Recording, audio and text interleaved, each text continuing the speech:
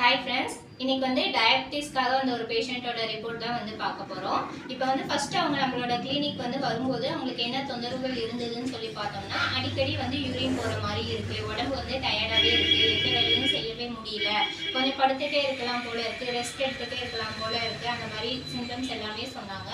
So அவங்களோட blood sugar level வந்து 370க்கு மேலே வந்து இருந்தது. ஸோ வந்து அதுக்கப்புறம் வந்து ட்ரீட்மெண்ட் வந்து எடுக்க ஆரம்பிச்சிருக்காங்க. ஸோ அதுக்கப்புறம் பார்த்தோம் அப்படின்னா ரிப்போர்ட் வைஸ் வந்து நல்ல சுகர் வந்து கண்ட்ரோல் ஆயிருக்கு. அவங்களோட இந்த சிம்டம்ஸ் எல்லாமே வந்து நல்லா குறைஞ்சிருக்கு.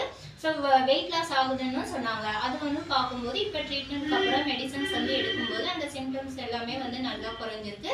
வெயிட் லாஸ் ஆகுறதுமே வந்து நல்லா கண்ட்ரோல் ஆயிருக்கு அப்படிங்கிறது சொல்லியிருக்காங்க. உடம்புமே நல்லா ஃப்ரீயாக இருக்குது, ஹெல்த்தியாக இருக்கிற மாதிரி ஃபீல் பண்ணுறேன், அந்த மாதிரி எல்லாமே சொல்லியிருக்காங்க.